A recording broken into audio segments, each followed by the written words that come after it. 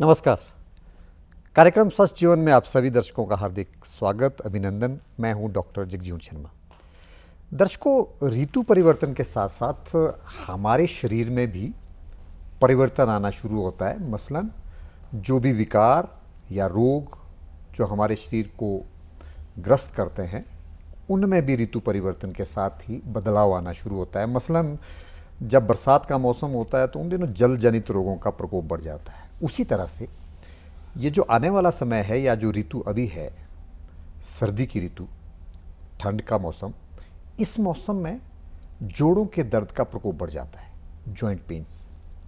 और आज हमारा कार्यक्रम में जो विषय है वो भी यही है। आज हम आपको जानकारी देने वाले हैं सर्दियों में होने वाले रोग, खासकर जो जोड़ों के दर्द और उनका आयुर्वेदिक उपचार। और इस महत्वपूर्ण विषय पर हमसे जानकारी साझा करने के लिए जो हमारे साथ एक्सपर्ट मौजूद हैं, उनसे मैं आपका तारुफ करा दूं। हमारे साथ एक्सपर्ट मौजूद हैं डॉक्टर पवल चंद्र। डॉक्टर पवल, आपका बहुत बहुत स्वागत। एक धन्यवाद। नमस्कार जी। डॉक्टर पवल इस विधा के एक्सपर्ट भी हैं और वर्तमान में हिमाचल प्रदेश के आयुष विभाग में बतौर चिकित्सक, आयुर्वेदिक मेडिकल ऑफिसर तैनात हैं और सेवाएं दे रहे हैं, खासकर इस विषय पे। तो आइए चलते हैं सीधे उनके पास और आज के विषय पर जानकारी हासिल करते हैं। डॉक्टर पवल, मेरा सीधा सवाल पहले, क्या सर्दियों में जोड़ों के दर्द का प्रकोप बढ़ जाता है? अगर बढ़ता है तो क्यों? जी, बिल्कुल ठीक कहा आपने। जैसे ही ऋतु बदलती है, सर्दियों का प्रकोप बढ़ने लगता है, ठंड का मौसम बढ़ रहा है, तो हमारे शरीर में वात रोग की वृद्धि हो जाती है। जी। यहाँ पे मैं ये कहना चाहूँगा कि वात जो दोष है हमारे शरीर में, 3 दोष हैं, जैसे कि आपको मालूम ही है, वात, पित्त और कफ।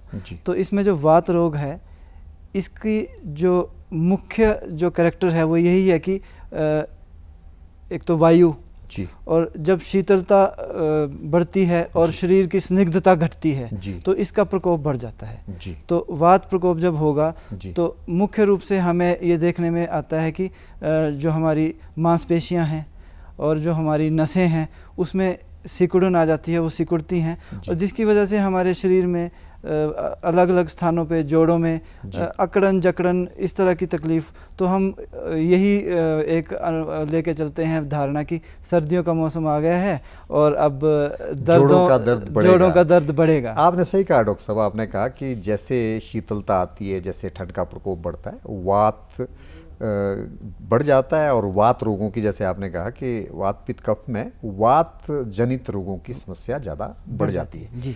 डॉक्टर साहब, और क्या क्या कारण हो सकते हैं? ये तो होगी कि वात बढ़ जाता है एक सामान्य भाषा में जी, लेकिन आम जनमानस के लिए, लोगों के लिए ये बताएं कि इन दिनों जोड़ों के दर्द जो है उसका प्रकोप क्यों बढ़ता है? कोई बहुत सारे, और ठंड के अलावा और क्या क्या कारण? जी, ठंड के अलावा इसमें और कारण ये है कि कुछ चीज़ें हमारे खान पान, रहन सहन से भी, क्योंकि आयुर्वेद में हम मुख्य तौर पर ये लेके चलते हैं कि व्यक्ति का आहार विहार कैसा है।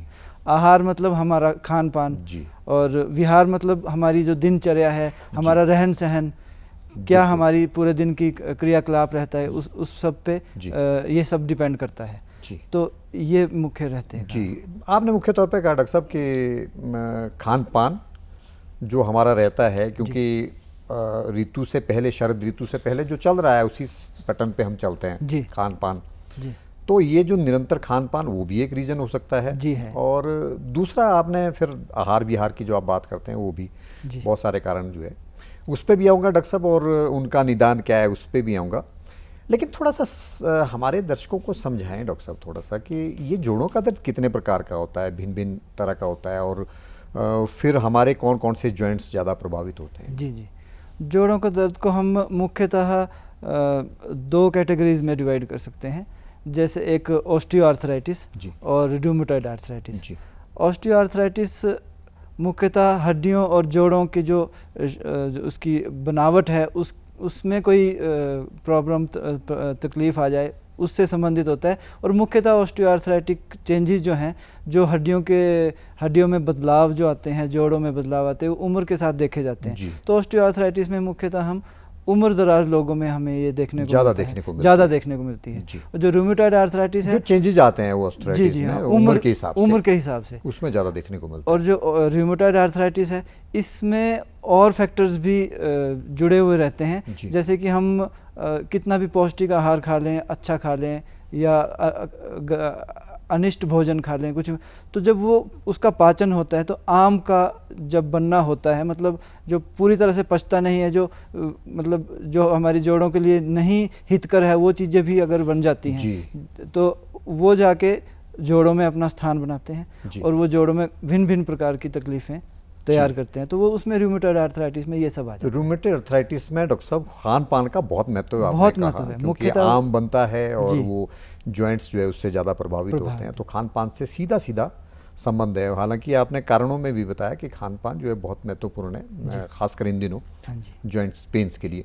तो दोनों चीज़ें आपने बताई डॉक्टर साहब, लेकिन थोड़ा सा ये भी बताएं कि ऑस्टियोआर्थराइटिस में मुख्यतः कौन कौन से जॉइंट्स ज़्यादा प्रभावित होते हैं, क्या क्या समस्याएं, क्या क्या विकार, कहाँ कहाँ दर्दें होती हैं, फिर उसी तरह से ऑस्टियोआर्थराइटिस में ये देखा गया कि जो वेट बियरिंग जॉइंट्स हैं, जी, जो हमारा वजन उठाने वाले, जैसे कि हमारे कूल्हे हो गए, हमारे घुटने हो गए जी, और हमारे एंकल्स हो गए, जो टखने हो गए, तो उसमें ज़्यादातर देखा जाता है कि प्रॉब्लम्स आती हैं।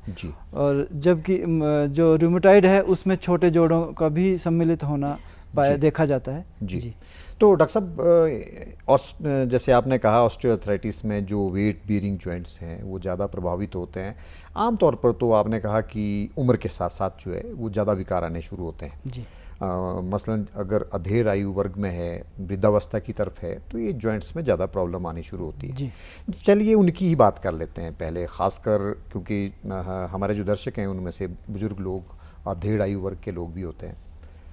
तो ये जो जॉइंट्स में पेन, जैसे घुटनों की बात आपने की, कुल्ले की बात आपने की, घुटनों का दर्द बड़ा कॉमन हो गया है इन दिनों जो बुज़ुर्ग लोग हैं हमारे। तो डॉक्टर साहब, एक तो कारण ये कि चेंजेस जो है धीरे धीरे उम्र के साथ चेंजेस हो रहे हैं, ये भी कारण है।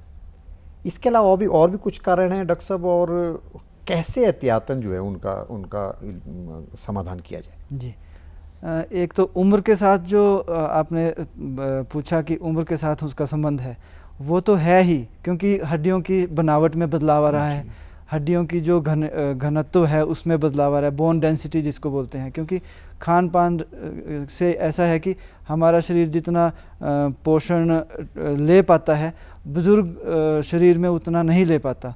हम कैल्शियम की मात्रा भी कुछ खाएंगे, हमारे भोजन में हर तरह के घटक रहेंगे, लेकिन एक आयु वर्ग के मुताबिक हम कभी कभी अच्छे से उसको टेकअप कर सकते हैं हमारी बॉडी लेकिन उम्र दराज लोगों में उतना, हम मान लीजिए कैल्शियम रिच डाइट भी ले रहे हैं, लेकिन उतना कैल्शियम रिटेन नहीं हो पाता, तो वो एक बहुत बड़ा कारण रहता है इसमें। जी। एक तो ये कारण डॉक्टर साहब, और दूसरा डॉक्टर साहब फिर अधेड़ आयु वर्ग में मूवमेंट्स भी थोड़ा रिस्ट्रिक्ट हो जाती हैं, चलना फिरना थोड़ा रुक जाता है, संभवतः दूसरी बीमारियां भी हो जाती हैं। क्या वो भी कारण है? क्योंकि आप तो आयुर्वेदिक फिजिशियन आहार विहार की बात भी करते हैं, चलना फिरना, एक्सरसाइज, मूवमेंट्स की भी बात करते हैं, वो भी कारण रहता है? वो कारण रहता है।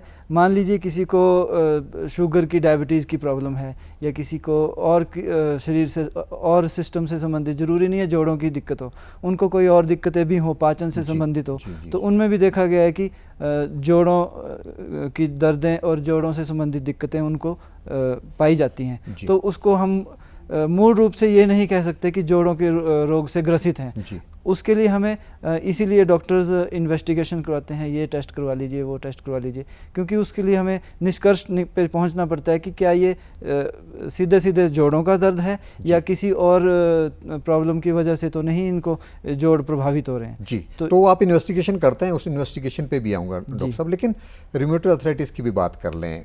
इसमें कौन कौन से जॉइंट्स ज़्यादा प्रभावित होते हैं? क्योंकि आपने बीच में भी चर्चा के दौरान मांसपेशियों में खिंचाव की चर्चा भी की। जी। और क्या कौन कौन से अंग प्रभावित होते हैं इसमें, और जिसका कारण खान पान जो आपने बताया? जी, जो छोटे जोड़ों से हम अगर छोटे जोड़ों की बात करें तो उंगलियों के, हाथों और पैरों की उंगलियों से लेकर फिर कलाई, छोटे जोड़ प्रभावित होते हैं। जब हमारा खान पान ठीक ना हो तो मुख्यतः आमतौर पर देखा गया है, लोग आपस में बात भी करते हैं कि यूरिक एसिड बढ़ गया। जी। तो वो खान पान वैसे रहते हैं, अगर उस तरह की चीज़ों का सेवन अधिक हो और गरिष्ठ भोजन ज़्यादा लें और व्यायाम ना हो उस व्यक्ति के जीवन में, कि सेडेंट्री लाइफस्टाइल है, कि ऑफिस वर्क है, सुबह से शाम तक कंप्यूटर चेयर पे बैठ के काम ही करना, वो भी सबसे ज़रूरी कारण है। तो अगर हमारी बॉडी ठीक तरीके से चलायमान नहीं होगी, हम एक्टिव नहीं रहेंगे, तो भी जोड़ प्रभावित होते हैं। तो छोटे जोड़ों से ये चीज़ शुरू होकर धीरे धीरे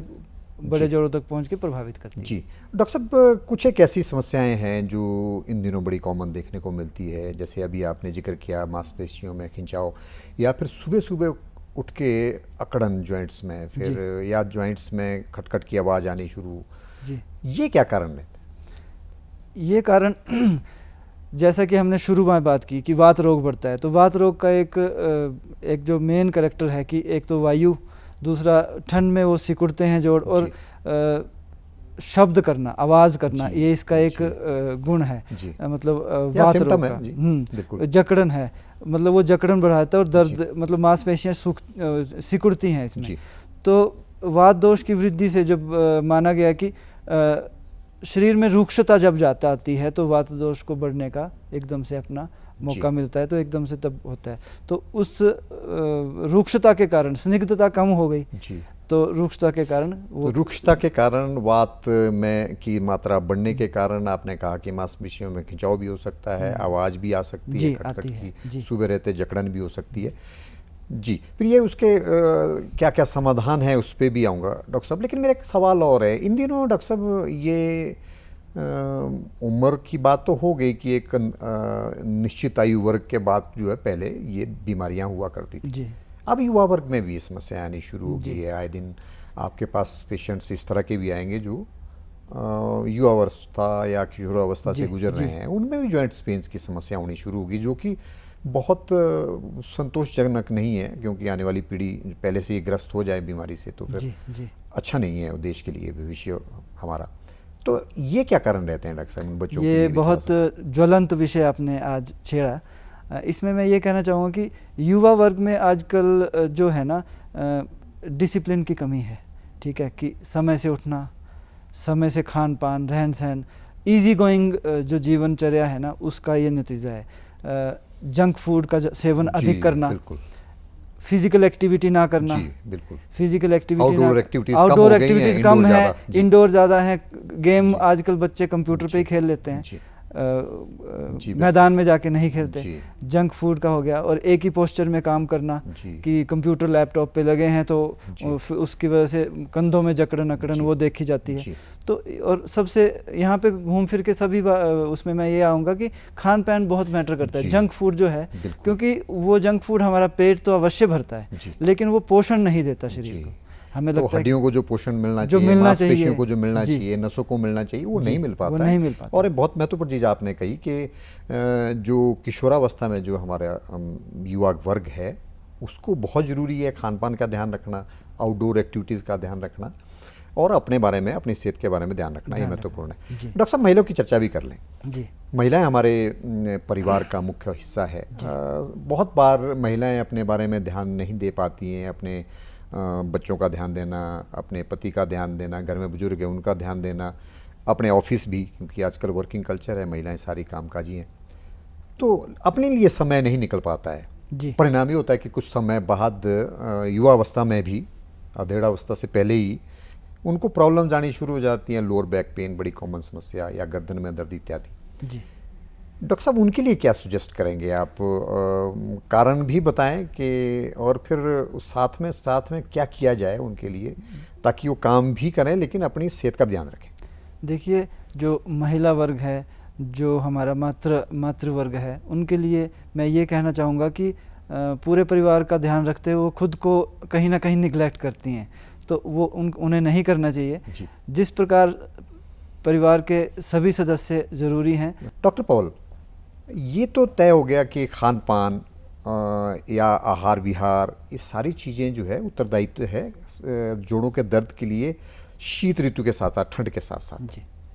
लेकिन डॉक्टर साहब, आपके पास जब पेशेंट आता है जोड़ों का दर्द लेके, चाहे वो ऑस्टियोआर्थराइटिस है, रूमेटॉइड आर्थराइटिस है, आपने अभी कहा कि एक तो हम पूरी हिस्ट्री से लेते हैं कि दर्द कब से है, क्या है, और डायग्नोस करने के दौरान पेन किलर, पहला सिम्टम तो ये है कि वो दर्द बोलेगा।